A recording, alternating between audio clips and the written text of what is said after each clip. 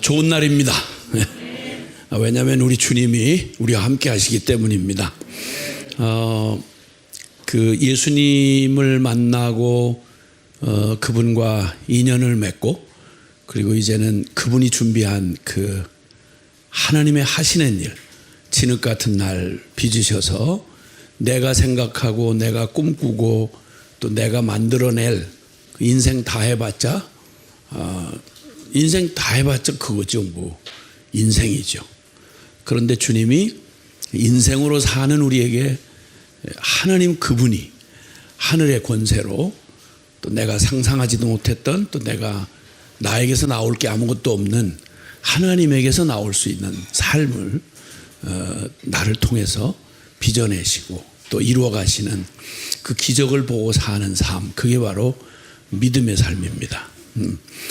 근데 오늘 좀 특별하게 이 믿음의 삶에 특별한 경험을 한 사람, 예수님을 만난 사람 중에 뭐 사람이 참 이런저런 비슷한 경험들이 있을 수 있는데 이 사람은 아주 정말 특별한 경험을 한 사람인데요. 무덤까지 갔다가 거기서 살아난 사람입니다. 우리는 그 사람의 이름이 나사로라고 하는 걸 잘 알고 있습니다. 요한복음 11장에 보면 1절에 어떤 병자가 있으니 이는 마리아와 그 자매 마르다의 마을 베다니에 사는 나사로라, 이렇게 소개를 합니다. 병자가 있는데 그 병자가 그 두 자매와, 그러니까 3남매가 같이 사는 거예요. 그 마르다와 마리아, 그리고 또 그 오라버니가 되는 나사로. 그런데 이 사람이 그 병이 들었어요. 그 병이 들어서 마침 그때 예수님이 이 사람들이 사는 베단이라고 하는 곳에서 조금 떨어져 있는 곳에 계셨던 모양이에요. 근데 워낙에 중한 병이라서 웬만해가지고야 공적인 사역을 하시는 그분을 뭐 와달라 뭐 이렇게 말할 수 없을 텐데, 근데 어쨌든 부탁을 했습니다. 사람을 보내가지고 3절에 이에 누이들이 예수께 사람을 보내어 이르되 주여 보시옵소서 하고 부탁을 하는데 이렇게 특별한 방식으로 부탁을 합니다. 주의 사랑하시는 자가 병들었나이다, 이렇게 얘기를 해요. 주님이 사랑하시는 자가 병이 들었습니다, 이렇게 부탁을 해요. 이 부탁은 뭐 이건 그냥 보통 하는 부탁이 아니고 그 특별한 관계에 의해서 도저히 거절할 거는 생각지도 못한, 당연히 이렇게만 말하면 열일 제쳐놓고 달려와서 그리고 그렇게 고쳐주실 수 있는 그분은 뭐 참 정말 소경의 눈을 뜨게 하시고 또 뭐 안진뱅이를 일으키시고 그분의 능력을 익히 잘 알고, 그리고 이들이 이렇게 말할 수 있는 게 자기 일방적으로 짝사랑하고 하는 얘기가 아니고요. 실제로 여기 보면 5절에도 보면 예수께서 본래 마르다와 그 동생과 나사로를 사랑하시더니 그랬어요. 여기 이 베다니라고 하는 곳이 예루살렘에서 한 오리쯤 떨어져 있는 가까운 곳이에요. 그러니까 멀지 않아요. 그래서 예수님이 유대 사역을 하러 성전 중심으로 예루살렘에 오시면 종종 들려서 이 집에서 머물기를 좋아하시는, 그러니까 아주 특별한 사랑을 이렇게 나누는 그러한 집안이었어요. 3남매가 아주 온전히 그 주님을 정말 마음 다해서 사랑하고, 뭐 사랑한다는 게 그냥 인간적으로 잘해준다 이런 말이 아니라 은혜를 받는다는 얘기죠. 은혜를. 그러니까 주님이 어떤 분이신지를 알고 그냥 좋은 분 정도가 아니라 그 주님을 정말 주님으로, 그리고 하나님의 아들로. 왜냐하면 그 고백은 나중에 이제 베드로와 똑같은 고백을 하는데요. 요 27절에 보면 이르되 주여 그러하외다, 주는 그리스도시요 세상에 오시는 하나님의 아들이신 줄을 내가 믿나이다. 많이 들어보셨죠? 기억나시죠? 마태복음 16장 16절 이하에 너희가 나를 누구라고 하느냐 할 때 그때도 예의 베드로 형님이 그때 또 제정신은 아니죠. 주정신으로 하여튼 정답을 그냥 홈런을 날리신, 그래서 바요나 시몬아, 네가 푹 있다. 그걸 알게 한 건 네 정신이 아니고 하나님이 알게 하신 거다. 그렇게 말씀하시면서 칭찬을 하시고, 내가 네 고백, 그 바로 주는 그리스도의 살아계신 하나님의 아들이라고 하는 이 고백의 터 위에, 내 이름은 원래 시몬이었거든요. 요나의 아들 바요나, 그러면 요나의 아들 시몬이라는 원래 이름이 있는데, 베드로라고 하는 이름, 반석이라는 이름을 주님이 지어줬어요. 페트라라고 하는 반석이라는 이름은 뭐 쉽게 말하면 진짜 뭐 집을 반석 위에 세워라 할 때 그런 마주 그냥 요런 자갈돌 이런 거 말하는 게 아니라 진짜 말 그대로 반석, 그 바위 이런 거죠. 그 반석 위에 내 교회를 세우리라 이렇게 말씀하셨을 만큼, 그 주님이 교회의 기초가 되도록 삼으셨던 고백, 그 고백을 내가 이 반석 위에, 이 베드로 위에 반석을 세우겠다. 즉 살아있는 인격, 이 생명의 주님을 주요 그리스도시요 살아계신 하나님의 아들이라고 믿는 믿음의 터 위에 내가 교회를 세울 것이다. 이렇게 말씀하셨던 공인된 고백이에요. 근데 마르다가 똑같이 그 고백을 해요. 이 고백을 아무나 할 수 있는 건 아니거든요. 예수님께서 사랑하는 자들에게 가장 소중한 진리를 안 가르쳐 주실 리가 없죠. 그러니까 누구보다도 분명하게 주님을 주님이요 살아계신 하나님의 아들이요 그리고 구원자이신 그리스도요 이렇게 고백하고 사랑하니까 이 사람들이 예수님을 사랑하는 것, 그것은 주님이 인정하신 일이에요. 예수께서도 본래 마르다와 그 동생과 나사로를 사랑하시더니 그랬어요. 자, 그러면 주님이 이렇게 사랑하는 이 나사로의 가정 안에 말로 하자면 너무 큰 충격적인 그런 일이 일어난 거예요. 죽을 병이 든 거예요. 죽을 병이. 보통 아픈 걸 가지고 뭐 그냥 요즘 코로나 호들갑 떨듯이 이렇게 코로나 조금 걸렸다고 막 예수님 사랑하신 자가 코로나 걸렸어요. 빨리 오세요. 이렇게 말하는 거 아니고요. 죽을 병이 걸려요. 죽을 병.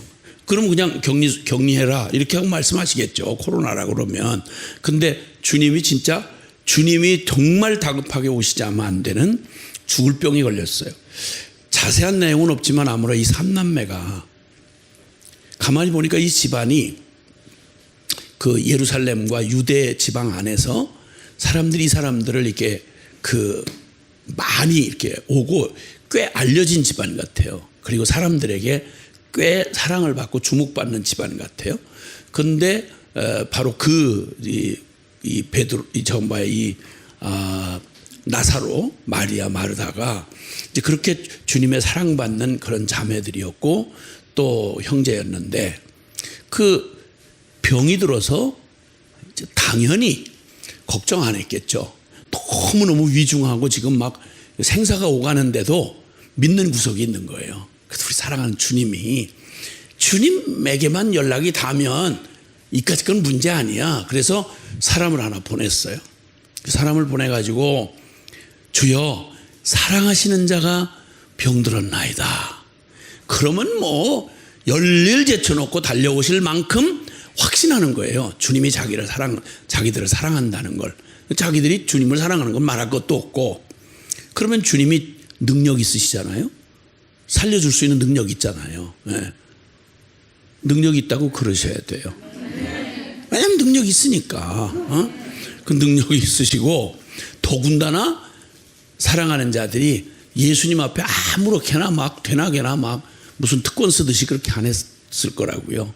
기다리다 거의 이제는 한계에 도달하니까 사람을 보내가지고 공적인 사역을 하시는 주님 앞에 이렇게 부탁을 하면, 그러면 당연히 오셨어야죠. 당연히 오실 수밖에 없고요. 근데 이상하게 주님이 그 얘기를 들으시고, 예수께서 들으시고, 이 병은 죽을 병이 아니라 하나님의 영광을 위하며 하나님의 아들이 이로 말미암아 영광을 받게 하려 함이라 이러시는 거예요. 그러니까 나사로에게 지금 임한 그런 이 질병의 고통이 그냥 우연히 전염병 돌다가 걸린 게 아니고 몸 관리 잘못해서 그런 게 아니고요. 그 병이 이제 들어왔는데 그 병이 하나님의 계획 안에 있는 병인 거예요. 그래서 주님께서 그 병들었다 함을 들으시고 6절에 그 병들었다 함을 들으시고 그 계시던 곳에 이틀을 더 유하시는 거예요. 일부러 이틀을 더 그 얘기를 듣고 거기서 더 유하시고 그 후에 제자들에게 이르시되 자 유대로 다시 가자. 그리고 널널하게 그냥 뭐 안 들은 것처럼 그렇게 하시는 거예요. 그래가지고는 그렇게 하신 다음에 그러더니 11절에 우물쭈물 하시고 이렇게 시간을 흘려보내시다가 또 뭐라 그런 거 아니야? 아무 일도 아닌 것처럼 이 말씀을 하신 후에 또 이르되 우리 친구 나사로가 잠들었도다. 그러나 내가 깨우러 가노라. 그랬더니 제자들이 아유 주여 그렇게 죽을 뻔하고 아프다가 아유 잠이 들었더니 이제 좀 낫겠군요. 좀 나으려고 그러나 봐요. 이러는 거예요. 근데 예수님은 그의 죽음을 가리켜 말씀한 것인데 자기들이 들을 때는 요한이 포함해서 자기들이 들을 때는 잠들어 쉬는 것을 가리켜 말씀인 줄 알고 생각을 하고 아유 그렇군요. 그리고 한 곱이 넘겼네요. 이러고 못 알아들으니까 주님께서 아니 나사로가 죽었다고. 에? 아니 근데 어떻게 이렇게 꼭 자다가 깰 사람 얘기하듯이 그렇게 하시냐는 거예요. 근데 주님이 그러시는 거예요. 그리고는 15절에 내가 거기 있지 아니한 것을 너희를 위하여 기뻐하노니 이는 너희로 믿게 하려 함이라. 그러나 그에게로 가자. 이렇게 말씀하니까 이게 무슨 말인지 알아들을 수가 있어야죠. 주님이 아니, 기뻐한다니 죽었다며 그걸 기뻐한다니 이는 너희로 믿게 하려 함이라. 그러나 그에게로 가자 그러니까 그 다음 죽었다는 말에 충격을 받은 디두모라고 하는 이 쌍둥이라는 의미의 이 디두모라고 하는 도마가 다른 제자들한테 말하기를 우리도 주님과 함께 죽으러 가자. 이분이 좀 분위기가 그래요. 이 도마 이 형님은 범사에 이렇게 심각해요. 뭘 이렇게 얘기를 하면 그냥 앞질러 가지고 심각해 가지고 또 이래. 그러니까 우리도 주님과 함께 주님 하는 말씀이 도저히 이해는 안 되고 그러니까 아마 뭔가 좀 그런가 보다 비장한 것 같은데 야 우리도 함께 주와 함께 죽으러 가자 이렇게 하고 나서요. 이렇게 나서서 이제 왔는데 나흘이 지났어요. 죽어서 장사 지낸 지 나흘. 중동에서 나흘이면 다 썩어요. 제가 동남아시아에 가서 더운 나라 열대지방에 가가지고 집회를 하다 진짜 죽을 뻔한 병을 한번 집회를 하다가 너무 막 지나쳐가지고 죽을 뻔했는데 그때 거기 저를 초대한 분이 얼마나 부담이 크겠어요. 강사가 죽어가니까. 근데 그분이 나 진짜 선교사님들은 진짜 무서워요. 그러니까 이분들이 자기 목숨을 걸고 이렇게 나간 분들이라 다른 사람 목숨을 소중하게 생각을 안 해. 너도 당해봐라 이런 식이야. 그러니까 그래가지고는 날 뭐 거의 막 정신을 잃을 정도로 막 그렇게 고통스러워서 막 이러는데 자기 걱정이 한 짐이야. 한숨을 푹푹 쉬면서 뭐라 그런 거 아니. 아유 이거 큰일 났네. 나한테 자기도 모르게 자기 혼잣말을 하는데 나 귀에 들리는 거예요. 뭐라 그런가. 아유 큰일 났네.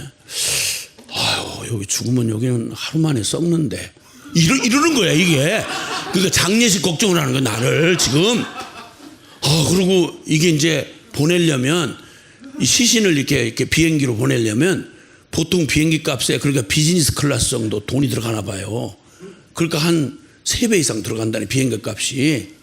혼잣말로 아유 이거 이렇게 하면 이거 장례식도 그렇고 이거 아유 비행기 값이 많이 들어가는데 이러는 거예요. 그때 내가 그 전까지는 내가 늘 그냥 받은 은혜가 있으니까 나는 앓다가 죽는 이런 죽음 말고 객사하기를 원한다. 이제 돌아다니다가 사명 감당하다 죽기를 원한다고 늘 간증 비슷하니 떠들고 돌아다녔거든. 그날 이후로 이 말 싹 쳤어. 진짜 내가 죽어도 여기서 죽으면 안 되겠까. 주님 제가 인사를 덜 하고 왔습니다. 그러니까 요번은 반드시 좀 살려서 보내주세요 주여. 그래서 간신히 살아서 돌아왔어.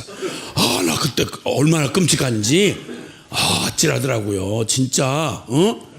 야 근데 나흘이 됐으니 하루 만에 썩을까 봐 걱정을 하는 건데 나흘이 되면 이건 더 말할 거 썩어서 냄새가 나는 정도로 이미 장례하고 나흘이나 된 거. 그러니까 죽은 지 나흘이나 된 거예요. 나흘이 돼서야 주님이 느적 17절에 예수께서 와서 보시니 나사로가 무덤에 있은 지 이미 나흘이라. 그러니까 당일치기로 아마 장례를 했던 것 같아요. 무덤에 있은 지 나흘이니까 당일치기로 했던 것 같아요. 그럴 수밖에 없죠. 그 베다니는 예루살렘에서 가깝기가 한 오리쯤 되매 많은 유대인이 마르다와 마리아에게 그 오라비의 일로 위문하러 왔더라는 게 이게 작은 집안이 아니에요. 그러니까 그 가까운 데서 그 이 한 오리쯤 예루살렘에서 오리쯤 떨어졌는데 예루살렘에 온 손님들이 이렇게 많았던 거예요. 이 얘기는 지금 뭘 포석으로 깔고 있냐면 지금 이 사건이 예루살렘에 미칠 파장이 어떻게 클지를 지금 요 밑바닥을 지금 깔고 하는 얘기예요. 이 배경을. 그러니까 이 집안에서 일어난 일은 조용히 한 집안에서 일어난 개인사가 아니고요. 이건 상당한 파급력을 미칠 수 있다는 얘기를 여기 전제를 깔고 있는 거예요. 자, 그런데 바로 주님이 뒤늦게 이렇게 오시니까 마르다는 예수께서 오신다는 말을 듣고 곧 나가 맞이하되 마리아는 집에 앉았더라. 두 사람 다 굉장한 마음의 상심을 갖고 있었던 거예요. 그 중에 상심이 더 컸던 사람이 마리아였어요. 말로 하면 삐져가지고 안 온 거예요. 예수님 오셨다는데도 안 나가는 거예요. 근데 마르다는 워낙이 동네 거의 마담 수준이라서 마르다의 성격이 원래 그래요. 그래가지고 그 다른 데서 이 마르다가 나오는 걸 보면 완전히 동네 왕언니야. 왕언니 분위기가 딱 그러면 느낌이 가실 거예요. 왕언니. 그 예수님이 자기네 동네에 처음 왔을 때 그때 동네에 많은 사람이 있었을 거 아니야? 예수님 오시라는 거야. 우리 집에 모시겠다는 거야. 그리고 막 예수님을 완전히 막 자기가 호스트가 돼가지고 그냥 모셔서 그때부터 이제 했다 하면 또 얼마나 거나하게 준비를 왕창 하는지 막 동네 그냥 아줌마들 다 불러다가 막 지져라 볶아라 뭐해라 막 해서 그냥 거나하게 이게 하는 거예요. 그럼 막 그 일을 막 자기 늘 은혜를 너무 빨리 받으니까 늘 일을 크게 벌려놓고 나중에는 피곤해 죽는 거야. 막 피곤해 죽어서 막 짜증내고 다른 사람한테. 응? 아, 이렇게 바쁜데 저기는 저렇게 들어앉아가지고 나오지도 않고 막 이런 식이야 이제. 그런 이런 왕언니 스타일이 마르다예요. 그러니까 속이 상했더라도 일단은 맞이해야 되는 거야. 그래서 예수님 맞이하러 나와가지고 마음 속에 쓴 마음을 주님 앞에 얘기를 하는 거예요. 주여 왜 이제 오셨어요? 그 말이에요. 21절에 마르다가 예수께 여짜오되 주께서 여기 계셨더라면 내 오라버니가 죽지 아니하였겠나이다. 이 말 속에는 그냥 눈물이 가득 차 있는 거예요. 아니 아무것도 할 줄 모르는 예수님 같은 기대도 안 하지. 근데 그분은 누구라도 고칠 수 있었고 반드시 자기 오빠의 죽을 병이 아닌 거예요. 예수님이 있는 한. 그래서 마지막 선택을 하고 사람까지 멀리 보내가지고 그래서 예수님 좀 와달라고 그렇게 사랑하시는 자가 죽게 되었으니 와달라고 부탁했으면 그러면 자기들이 알고 확신하는 바에 예수님이 사랑하시는 자가 병이 들었다는 말을 듣고 안 오실 리가 없는 거예요. 근데 무슨 까닭에 나흘이나 지난 다음에 다 죽어 썩어간 냄새가 나는 이때에 이제 느적느적 오셨냐 이거예요. 주님이 여기 계셨더라면 내 오라버니가 죽지 않았을 텐데 그러면서 막 이러는 거죠. 그리고 나중에 마리아는 나중에서 이 마르다가 이제 주님하고 대화가 잠깐 있는 지금 주님은 저 멀리 입구에서 안 들어오시고 입구에서 맞이한 거예요. 근데 이제 마리아가 보이질 않으니까 마리아의 마음이 어떤지를 아시는 주님이 아마 마르다한테 얘기를 했던가 봐. 마리아한테 너 예수님이 너를 보기를 원한다. 이렇게 하는 말을 전해요. 여기 28절에 이 말을 하고 돌아가서 가만히 그 자매 마리아를 불러 말하되 선생님이 오셔서 너를 부르신다. 이렇게 얘기를 하니까 그제서 막 급히 마리아가 29절에 급히 이 말을 듣고 예수께 나와요. 예수는 아직 마을로 들어오지 아니하시고 마르다가 맞이했던 곳에 그대로 계시는 거예요. 근데 이제 마리아가 드디어 마르다를 통해서 언니를 통해서 예수님이 왜 너 예수님 오셨는데 안 왔어? 마음이 어려우니까 안 간 거지. 평소 같으면 그럴 리가 없는데 그게 예수님께서 부르신다고 하니까 급히 달려와요. 그러면서 마리아가 통곡하고 울면서 예수님 앞에 엎드려서 통곡하고 울면서 말해요. 주께서 여기 계셨더라면 내 오라버니가 죽지 아니하였겠나이다. 예수께서 그가 우는 것과 또 함께 온 유대인들이 우는 걸 보시고 심령의 비통이 여기셨다, 이렇게 얘기가 돼요. 자, 스토리가 이제 이렇게 예수님과 이런 특별한 관계 안에 있었던 그 집에 잊지 말아야 될 일이 일어났고, 그리고 그 마지막 기대가 거절당한 채 오빠의 죽음을 이제 나흘 장례식이 계속되고 있는데 지금 그 나흘 만에 예수님이 뒤늦게 오신 게 너무 이해할 수가 없는 거예요. 너무 마음이 아픈 거야. 아니요, 어쩔 수 없어 죽었어도 사실은 가족의 죽음을 받아들이기가 쉽지 않은데 멀쩡히 다 살 수 있는 길이 있었는데 무슨 이유인지 모르겠는데 주님이 이렇게 되도록 그냥 방치해 두신 거나 마찬가지죠. 기대했던 것만큼 항상 그 반비례해서 상실감이 큰 거죠, 원래가. 그렇죠? 기대할 게 없었으면 뭐 다른 더 실망도 없는데 너무너무 크게 기대를 했던 그 상실감이 큰 일을 충격을 받은 거예요. 그러실 줄 몰랐다는 거죠. 적어도 내게는 그러실 줄 몰랐다는 거예요. 여러분, 여러분의 삶에 주님이 나를 사랑하시는데, 주님이 나를 다 아시는데, 주님, 정말 주님 사랑하고 주님이 날 사랑하는 거 너무도 잘 아는데 어떻게 이러실 수가 있어요? 어떻게 이렇게 외면하실 수가 있어요? 어떻게 이렇게 모른 채 하실 수 있어요? 충격인 거예요. 그러니까 죽음을 그냥 그대로, 아까 앞서서 제자들은 이미 들었죠. 나사로의 죽음이 그냥 죽음이 아니고 하나님의 영광을 나타낼 죽음이다 라고 하는 얘기를 하신 거예요. 그러니까 다 알고 계셨어요. 아시면서 아주 잔혹한 일을 허락하신 거예요. 아셨으면 살리든지 했어야 될 텐데 왜 사랑하는 사람들에게 이런 아픔을 주실까요? 이해할 수 없는 일을 허락하실까요? 이게 받아들이기가 너무 평소에 주님 같지 않은 거예요. 그러니까 이 주님이 이들을 마리아의 집을, 나사로를 어떻게 사랑하셨는지를 아는 사람이 많아요. 그러니까 그 유대인들로 말하기를, 이에 유대인들이 말하되 보라 그를 얼마나 사랑하셨는가 하며 그중 어떤 이는 말하되 맹인의 눈을 뜨게 한 이 사람이 그 사람은 죽지 않게 할 수 없었더냐? 아니 그 많은 기적을 베풀고 그렇지 않아도 다 여기저기 이 사람 살리고 저 사람 고치고 이러는데 그렇게도 사랑하는 사람이 그렇게 부탁을 했는데 어떻게 이럴 수가 있어? 이거예요. 옆에서 보는 일도 그런 거예요. 여러분, 이럴 때 이해가 되지 않는, 아시면서 주님이 사랑하는 자에게 그 고통 가운데 내버려 두시거나 또 맞이하셔서 감당하기 어려운 일을 주실 때 우리는 이게 크게 충격을 받는 거예요. 기대했던 만큼 상실감이 크고, 내가 주님을 사랑하고 주님이 나를 사랑하는데 어떻게 이런 일이 내게 일어나도록 허락하시는 거죠? 왜 이런 일을 돌보아 주시지 않는 거죠?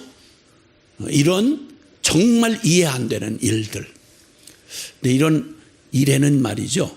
이런 일에는 하나님이 그냥 보통 일반적이라고 그러면 이렇게 정말 어려운 일을 잘 맡기시지 않아요.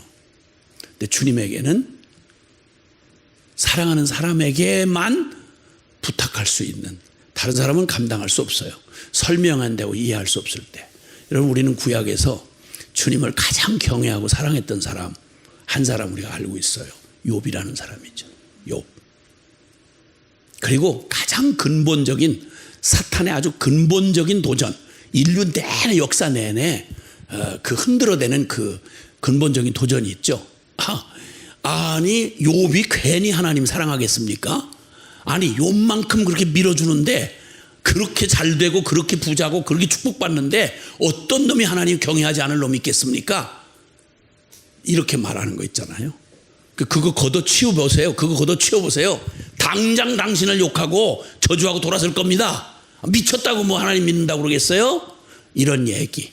아주 보편적이고 율법적이고 쉽게 말하면 아주 원초적인 이런 얘기를 할 때 주님이 욥에게 역사상 고난하면 욥이 떠오를 만큼 그걸 감히 허락하시잖아요. 사단에게. 이런 일을 할 수 있는 건 믿어서 그러는 거예요. 남다르게 내게 무언가 이해할 수 없고 상식이 안 통하는 그런 일을 허락하실 때에는 하나님 손이 짧거나 뭐 이렇게 해서가 아니고요. 그런 특별한 일을 맡기실 때는 그 증거가 사랑하는 거예요. 요한복음의 요한 사도의 그 특징이 말씀드린 대로 생명, 믿음, 또 진리 이런 얘기하는데 사랑이에요. 그래서 여기 표현에도 사랑하시는 자가, 주님이 사랑하시는 자가, 그리고 요한 1, 2, 3서도 내용의 결론이 사랑이에요. 세계명을 주노니 요한복음도 계속 얘기가 이 생명의 믿음, 살아있는 이 인격적인 믿음은 그 믿음이 사랑으로 역사하는 거예요.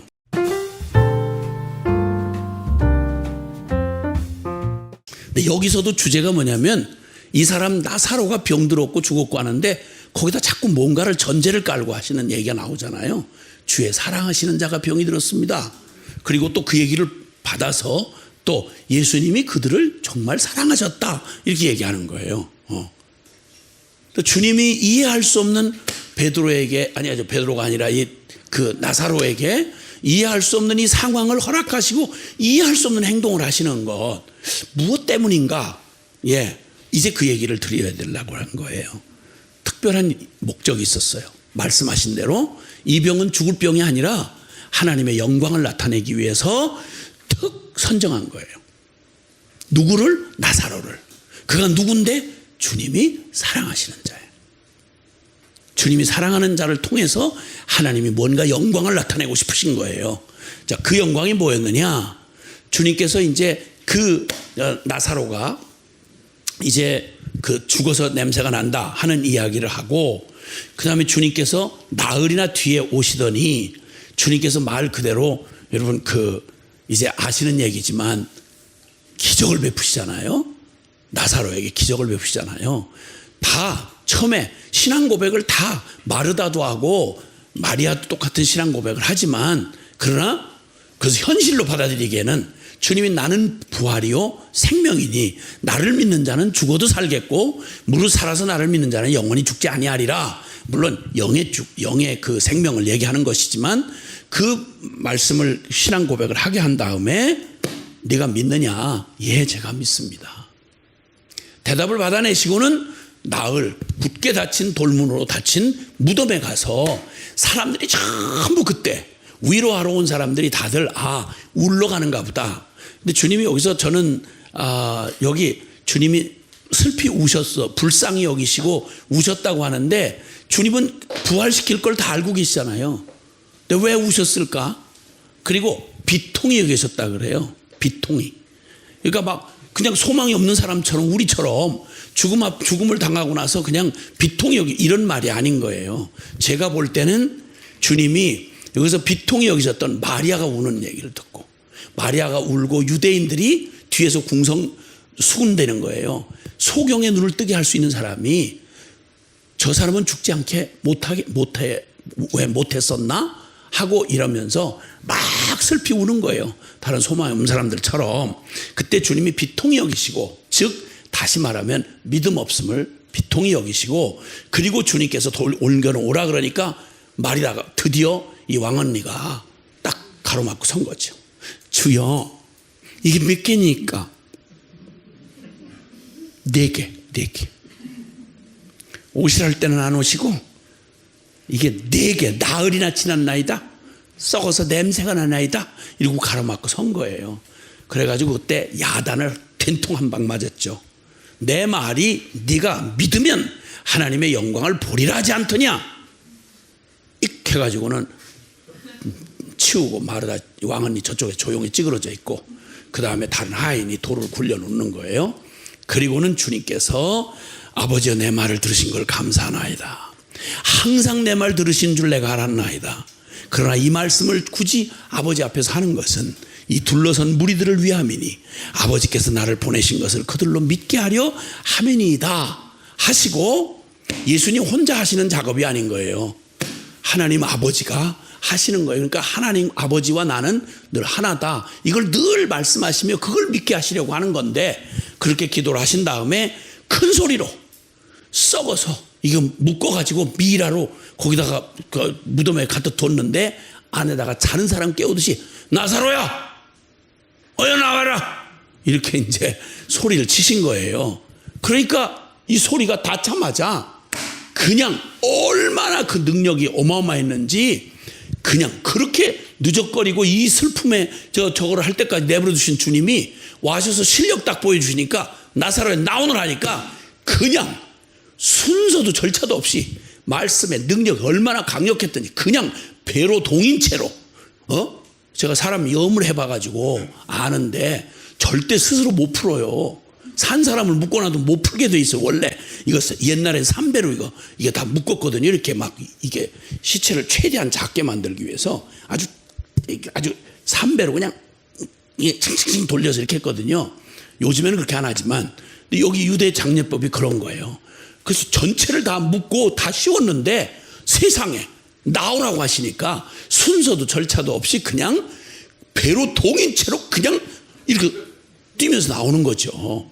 이렇게 해가지고 그냥 나와가지고 이제 풀어놓아 다니게 해라. 그래서 진짜 풀어놓아서 나사로가 살아난 거예요. 이걸 예루살렘에서 온 많은 유대인들이 이걸 그대로 다 봤어요. 무슨 얘기를 하는 거 아니? 이렇게 되면 빼도 박도 못하는 아주 어마어마한 증거가 되는 거예요. 지금까지는 아까도 우리 지난번에도 그 말씀 나눴지만 거기 그 소경 그 고친 거 있잖아요, 그렇죠? 그걸 고친 걸 눈으로 보면서도 뭐 진짜 소경이었냐, 뭐 그게 사실이냐, 네가 원래 그지였냐, 뭐 이런 식으로 끝까지 안 믿으려고 몸부림치는 거 보셨죠? 그러니까 지금까지는 계속해서 뭐 사입이다, 저거 쇼하는 거다, 뭐 거짓말이다, 저 사람들 얘기하는 것들 다 착시 현상으로 했다, 뭐 별의별 말로 예수님이 하신 일을 부인하려고 애를 썼는데, 만약에 이 나사로의 부활 사건이 이게 만약 사실로 밝혀지면, 그러면 지금까지 3년 동안에 주님이 행하신 모든 말씀과 기적이 전부 다 마지막 확인 도장을 꽝 찍는 게 되는 거예요. 그러니까 그냥 보통 기적 중에 하나가 아니고요, 최후의 기적이에요. 최후의 기적. 이 부활 사건은, 나사로의 부활 사건.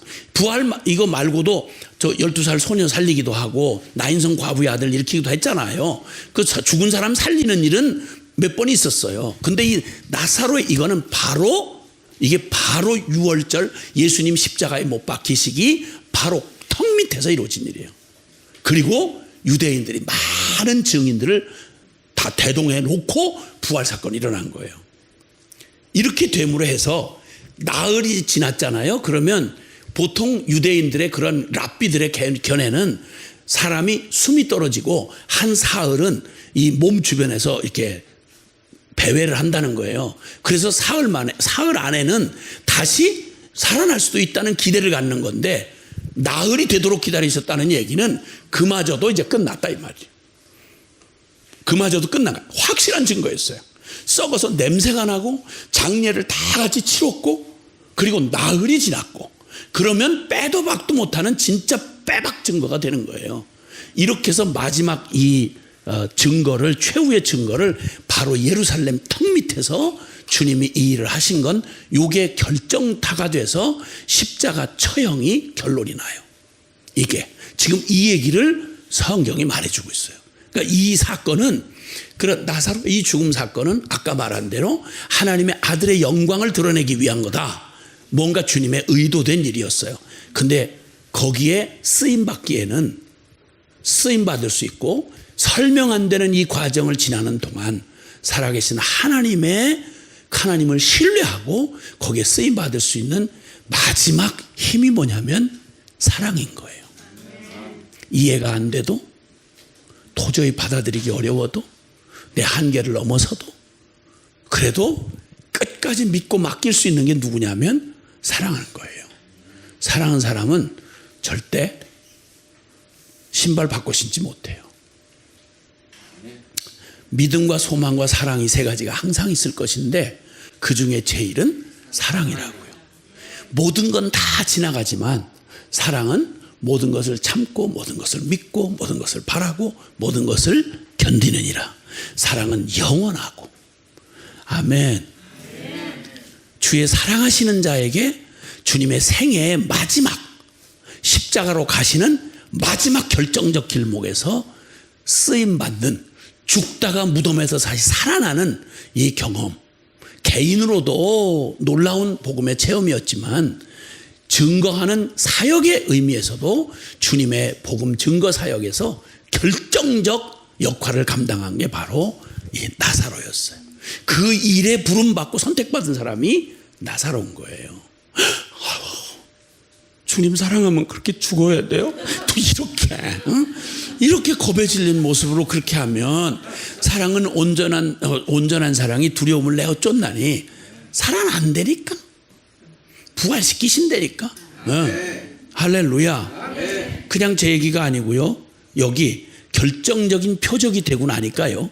당장 유대 지도자들, 그러니까 종교, 정치 모든 지도자들, 당대의 기득권자들이 생난리가 났어요. 벌집 쑤셔놓은 일이 됐어요. 한번 보세요. 11장 우리 47절에 보면, 47절 48절에 보면요, 이 마지막 최후의 기적이라고 하는 얘기를 붙이는 이유가 여기 있습니다. 시작. 이에 대제사장들과 바리새인들이 공회를 모으고 이르되 이 사람이 많은 표적을 행하니 우리가 어떻게 하겠느냐. 만일 그를 이대로 두면 모든 사람이 그를 믿을 것이요. 그만. 자, 이 질문 좀 보세요. 전에는 저 거짓말이야, 저 기적 저거 아니야, 저거 사기칠 수 있어, 저거 하나님께로부터 온 게 아니라 귀신 들리는 것일 수 있어, 이렇게 내내 3년을 그냥 이러던 자들이 이 나사로의 부활 사건을 통해서 이걸 딱 보고를 받는 순간 이 간이 뚝 떨어지는 거예요. 야, 큰일 났다. 공회를 모았다고 그래요. 여기 최고의 공회의회예요. 최고의회가 모여가지고 대제사장 놈들하고 바리새인들하고 다 모여가지고 이렇게 말하는 거예요. 이 사람이 이 많은 표적을 행한, 드디어 인정하는 거예요. 그동안 주님이 그 어마어마하게 행했던 모든 표적이 진짜 표적인 거예요. 그러니까 나사로의 표적을 끝으로 이 표적을 행하니 우리가 어떻게 하겠느냐. 그럼 건전한 사람이라면, 아니 이거 진짜네, 이거 완전히 진짜 하늘에서 온 자의 표적이네, 오 이거 전부 다 사기인 줄 알고 뭐 마술 부린 줄 알았더니 진짜네, 이게 밝혀졌으면 정상적인 반응이라면 어떻게 해야 되죠? 어떻게 해야 돼요? 우와, 이야 이거 진짜네, 하나님이 정말 하나님이 보내신 사람이구나, 이 기적이구나. 그리고 만일 그를 이대로 두면 이 많은 표적을 행한 그게 사실로 드러났는데, 만약 그렇게 표적을 행한 그 사람이 분명히 하늘로서 온 사람이란 증거잖아. 그렇게 되면 모든 사람이 그를 믿게 된다는 거예요. 그건 바라던 일이잖아요. 아니 하늘로서 오신 분, 하나님이 보낸 사람이 그 엄청난 표적을 통해서 하나님의 사람으로 확인이 됐으면 모든 이스라엘 국민들에게 비실비실하고 이것들이 믿음도 없이 그냥 날탱이 같은 이런 모태들이 많았는데, 근데 이것들이 다 뒤집어져 가지고 다 믿게 될 거라는 거야. 그러니 원래 이거 부흥이다, 이거 너무 우리가 바라던 거다. 이거 제사장들 아니야. 그러면 제일 바란 게 이 부흥을 바랄 사람들이 이 사람들 아니에요. 그렇죠? 가만히 대제사장하고 무슨 친척 사이였어요? 왜 이렇게 긴장을 하시나? 아니 그럴 거 아니냐고. 이러면 어떡하겠느냐, 이거 우리 어떻게 해야 되냐, 다 믿겠는데 이거, 아유 이거 진짜 이거 다 진짜 표적이네, 이러면 진짜 파티를 해야 될 거 아니야. 와 하나님 나라가 임했다, 이야 이제야말로 부흥이 오는구나, 그러고 막 그냥 막 파티라고 난리를 했어야 될 거 아니겠어요? 그쵸? 근데 이 사람들 뭐라고 그러죠? 이대로 두면 이거 큰일 났다, 야 이거 우리 어떡하냐, 모든 사람이 다 그를 믿을 거요. 그리고 정치적인 얘기를 해요. 로마인들이 와서 우리 땅과 민족을 빼앗아 가리라. 그 중에 한 사람, 그의 대제사장인 가야바가 그들에게 말하되 너희가 아무것도 알지 못하는도다. 대제사장이에요. 그 해에 최고 대빵이에요. 유대인의 대빵이에요. 근데 그놈이 뭐라고 하는지 보세요. 드디어 이 최후의 핑계할 수 없는 표적이 나오니까 그동안 다 하나님의 이름으로 자기들이 하나님의 신성을 지킨다, 하나님의 거룩을 지킨다고 하면서 표방은 유대교를 지켜야 된다, 하나님의 영광을 지켜야 된다고 이렇게 해서 거짓말하던 사기쳤던 게 그대로 드러나는 거예요. 핑계할 수 없는 증거가 확실히 드러나면 그동안 위장했던 그들의 믿음, 그들의 모든 하나님을 경외하고 왔던 이게 무슨 짓을 하고 있는지 이들의 이걸 내면을 속일 수가 없어요. 그 중에 가야바가 뭐라고 하니 한 사람이 백성을 위하여 죽어서 온 민족이 망하지 않게 되는 것이 너희에게 유익한 줄을 생각하지 아니하는도다. 이놈이 이게 종교 지도자예요.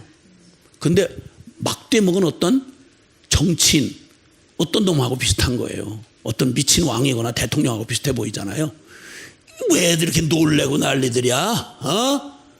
그 하나만 이게 딱 머리만 치면 다 흩어지는 거 아니야? 하나 가지고서 나라 조용한 게 그게 더 유익이지. 뭐 이렇게 고민하나? 이러는 거예요. 이 잡놈이 대제사장이에요. 이 잡놈이. 그 해에 가야바 대제사장놈이 하는 짓이에요. 이게 주여주여하고 위장하고 하나님 나라를 꿈꾼다고 했던 놈들의 본색이에요. 이 본색이 그대로 드러나게 했던 최후의 표적 사건이 나사로의 부활 사건이었어요. 이것으로 여기 결정이 돼가지고, 그런데 요거 영적인 해석을 해요. 이 사건이 이제 지난 다음에, 시간이 흐른 다음에 하나님의 섭리로 요 사건을 어떻게 사용하셨는지를 여기 지금 성령께서 이게 해석해 주신 건데, 51절 이하에 그놈은 그 악한 의도로 그 말을 했는데, 그래서 예수님 죽이기로 결정을 했는데, 51절 이 말은 스스로 함이 아니요 그 해의 대제사장이므로 예수께서 그 민족을 위하시고 또 그 민족만 위할 뿐 아니라 흩어진 하나님의 자녀를 모아 하나가 되게 하기 위하여 죽으실 것을 미리 말함이라. 이날부터는 그들이 예수를 죽이려고 모의하니라. 무슨 얘기인지 아시겠죠? 예. 사랑하는 나사로를 하나님이 그 죽을 병을 도저히 이해할 수 없게 그냥 방치해 두세요. 죽었어요. 장사 지냈어요. 나흘이 지났어요. 주님 어떻게 이러실 수가 있어요? 어떻게 우리에게 이럴 수가 있어요? 주님이 이해가 안 돼요. 우리에게 어떻게 이러실 수가 있어요? 이랬는데 알고 봤더니 진짜 말한 대로 영광을 위해서 나사로의 죽음과 부활 사건은 예수님을 십자가로 가게 하는, 이전부터 죽이려고 계속 애를 썼지만 결정타를 얻을 수가 없었던 그들에게 주님의 마지막 최후의 확정된 부활의 표적이 나타나고 나니까 이제는 완전히 속내가 다 드러나게 돼 있어요. 그래서 부인할 수 없고, 예수님을 부인 못하면 둘 중에 하나예요. 믿고 엎어지든지 예수님이 주장하는 대로 하나님의 아들이시고 그리스도라고 믿고 그분을 경배하든지, 아니면 이 무섭지만 어떤 죽여 정리하든지. 근데 안타깝게도 이 불쌍한 영혼들은 예수님을 죽이는 쪽으로 쓰임받고 말았어요. 예수님을 죽이는 일에 쓰임받은 이 불쌍한 이 기생충 같은 이놈과 그 일당들이 그렇게 해서 예수님을 모의하여서 아이야 죽이기 결정하고 얼마 안 가서 십자가 결행을 하게 되죠. 하나님의 섭리가 그들의 악을 허용하셔서 하나님의 뜻을 이루시고, 그래서 그들은 비참하게 쓰임받고 그냥 쓰임받고 버림받는, 그들의 악을 악으로 그냥 쓰임받고 버림받는 비참한 인생이 되고 말았어요. 여러분, 이제 주님께서 가장 사랑하는 자들을 믿고 맡기신 이 일을 통해서, 사랑하는 가족을 통해서 그들에게는 감당할 수 없는, 이해할 수 없는 일인데 주님이 그들에게 그 고통을 허락하시고 그 일을 하나님 나라의 가장 결정적인 그런 마지막 코스에 결정적으로 쓰시는 일의 증인으로 하나님 쓰신 거죠. 예수님의 사랑받는 자의 삶은요, 죽음조차도 복된 것입니다. 예수님을 만나되 그냥 무의미한 만남으로 그냥 끝나고 스치고 지나가는 이런 불행이 있지 않아야 해요. 예수님을 만나되 사랑으로 만나야 돼요. 그분이 나를 사랑하는 것처럼. 요한계시록 14장 13절은 우리에게 말해요. 주 안에서 죽는 자들은 복이 있도다. 주님 앞에 인내하고 그분을 위해서, 그 복음을 위해서 죽임을 당하는 사람들은 그 죽음조차도 복되다. 나사로 어차피 죽을 사람이에요. 뭐 없을 일이 갑자기 생긴 거 아니에요. 어차피 죽을 사람이고 어차피 병도 들을 수 있었던 일이에요. 그런데 어차피 있을 별 의미 없는 그의 삶을, 예수님을 만나고 났더니 그의 삶에 일어나는 별 의미 없을 그의 삶의 질병과 죽음이 역사의 가장 하나님 나라의 일을 이루는 주님의 가장 완벽한 하나님의 도구가 된 거예요. 하나님 앞에 이렇게 쓰임받기를 원하시는 분만 하면, 어차피 사는 인생인데 나의 삶과 나의 모든 행위와 그리고 나의 죽음까지도 하나님 앞에 이렇게 값지게 쓰임받으면 하나님의 사랑받는 사람에게는 하나도 소홀한 인생이 없어요. 주님을 만나고 나면 이렇게 하나님의 사랑받는 사람들의 죽음과 삶을 이렇게 복을 주시는 거예요. 그 어떤 그 서울에 있는 교회로 제가 오래전에 알고 있는데 그 교회의 간증을 제가 참 정말 감동 깊게 들었습니다. 근데 그 교회 안에서 열심히 서로 신앙생활하던 남녀가 같이 서로 이제 하나님 허락으로 결혼을 했습니다. 너무 신실하고 청년 때부터 그래서 교회의 모든 사람들의 사랑을 받았죠. 사랑을 받고 다 축복 속에 결혼했는데 아이를 안 주시는 거예요. 주님을 너무너무 사랑하는 부부였어요. 그 막 교인들이 그냥 막 안타깝게 기도를 하고 기왕 또 허락해 주셨으니 아이도 달라고 같이 합심해서 기도해 주고 이러는데 어쨌든 결혼한 지 10년이 넘어서 세상에 임신을 한 거예요. 아이를 갖게 된 거예요. 너무 막 그냥 축복 속에 막 사람들이 다 자기가 아이 가진 것처럼 기뻐하고 드디어 이제 해산날이 왔어요.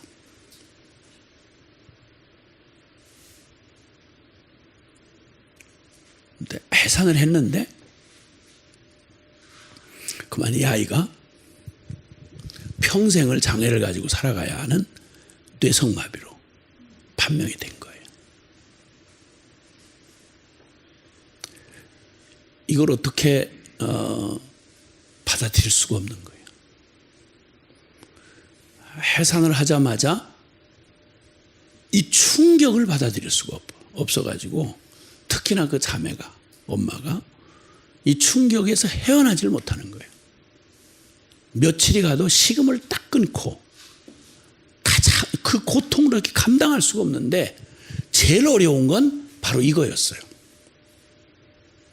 하나님을 그토록 사랑하는 내게 어떻게 주님이 이러실 수 있어요? 왜 내게 이런 일이 있어야 되나요? 남편이 아무리 도와줄래도 그 믿음 좋은 그 부부가 남편이 나중에 남편은 그래도 조금 덜 하니까 그래서 좀 그래도 자기 아내 건강이 회복을 해야 되니까 이렇게 하지 말아라. 큰일 나겠는 거예요. 자기 아내까지 이렇게 됐으니까. 그래서 우리 다 이해할 수 없지만 하나님의 허락으로 알고 좀 믿음을 써서 받아들이자 하는데 안 되는 거예요. 도저히 받아들일 수가 없는 거죠. 그렇게 죽음 같은 시간을 며칠 아마 지냈던 모양이에요. 도저히 이거는 큰일 났구나.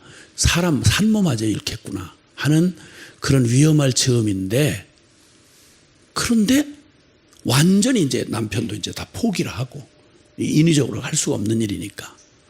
그리고 잠깐 이제 집에 뭐 이렇게 갔다가 그 다음날 이제 병실에 왔는데 갑자기 아내 얼굴이 완전히 달라져 있는 거예요.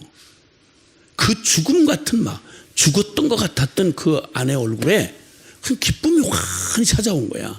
그래서 이게 무슨 일인가 하는데 바로 어젯밤에 일어난 얘기를 하는 거예요. 자매가 하는 얘기는 요약하면 이런 얘기였어요. 너무너무 괴롭고 받아들일 수가 없어서 하나님 사랑하는 내게 이게 무슨 일이냐고, 어떻게 이러실 수가 있느냐고, 그러고 막 울며 불며 며칠을 지나고 이러는데 주님이 잠잠하시던 주님께서 바로 지난밤, 이제는 거의 막 삶의 의지를 놓을 수밖에 없을 것 같은 바로 그 순간에 하나님이 자기 마음에 감동하시며 이런 마음의 감동으로 들려주신 음성이 이렇게 하시더라는 거예요. 사랑하는 딸아, 내가 사실은 이 땅에 어떤 모습으로 보내도 내 이름으로 보내면, 나를 사랑하는 사랑으로 어떤 모습으로 보내도 나를 사랑하는 사랑 때문에 가장 내가 사랑하는 만큼 사랑하여 보살펴 줄 자가, 내 마음을 가진 자가 어디 있나 온 땅을 두루 찾다가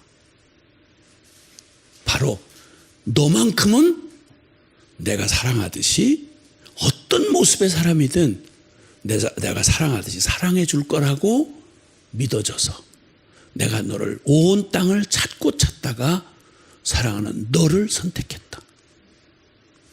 마태복음 25장에 주님이 마지막 날에 하신 말씀 있잖아요. 이 지극히 작은 자 하나에게 내 이름으로 한 것이 내게 한 거라고. 주님은 이 땅에 있는 수많은 영혼들을 어떤 모양 어떤 형편에 있든지 그 영혼들을 사랑하는 주님의 이 사랑을 전하려면 이 사랑을 가지고 주의 이름으로 지극히 작은 자 하나에게 행하는 것이 곧 내게 행하는 것인데, 이 사랑을 가질 자가 누군가? 그건 주님 사랑하는 사람밖에 없고, 그래서 가장 주님을 사랑해서 어떤 조건과 어떤 모양으로 보내도 내가 그 아이를 사랑하는 것과 똑같은 사랑으로 그 아이 일생을 받아서 그 아이를 사랑해 줄 사람을 찾고 찾다가 내가 너를 선택했노라. 하나님이 자기를 선택해 주시고 자기를 믿어주셨다는 이 말을 듣는 순간 완전히 그냥 자기 완전히 삶을 뒤집어 놓는 경험을 한 거예요. 주의 사랑하시는 자가 병이 들었습니다. 안 나타났어요. 그 병은 죽을 병이 아니고 나의 영광을 드러낼 병이야 라고 하시고는 예수님이 당신의 마지막 사역에 최후의 증거로 쓰시고 증인을 삼는, 그래서 놀랍게도요 공동운명이 돼요. 나사로까지 죽이려고 그래요. 본문에 나와 있어요. 나사로까지 죽이려고 하는데 그 요한복음 12장 11절에 보면 대제사장들이 여기 9절부터 11절 보면 유대인의 큰 무리가 예수께서 여기 계신 줄 알고 오니 이는 예수만 보기 위함이 아니요 죽은 자 가운데 살리신 나사로도 보려 함이로라. 그리고 난리가 난 거예요. 대제사장들이 이제는 나사로까지 죽이려고 모의하니 나사로 때문에 많은 유대인이 가서 예수를 믿음이로라. 이해할 수 없는 일을 맡겨도 주님을 믿을 사람이 누굴까요? 이해할 수 없는 일을 맡겨도 끝까지 주님을 믿을 사람은 누굴까요? 다른 사람 다 떠나도 끝까지 주님 편에 남아있을 사람은 누굴까요?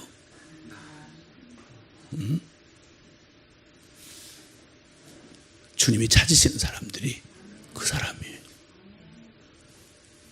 주님을 만난 이 가족, 마리아, 마르다, 나사로, 그들은 주님이 마음껏 믿고 얼마든지 기다려도 아무것도 허락해 주지 않아도, 그리고 이해가 안 돼도 주님이 믿고 거기는 기다려. 거긴 날 기다릴 거야. 거기는 여전히 날 따라올 거야. 거긴 여전히 지킬 거야. 기도하겠습니다.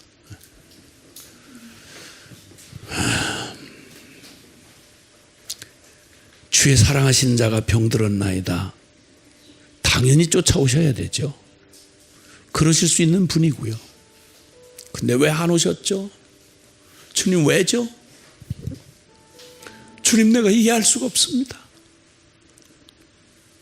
주님 왜 굳이 나한테? 주님 어떻게 이러실 수 있나요?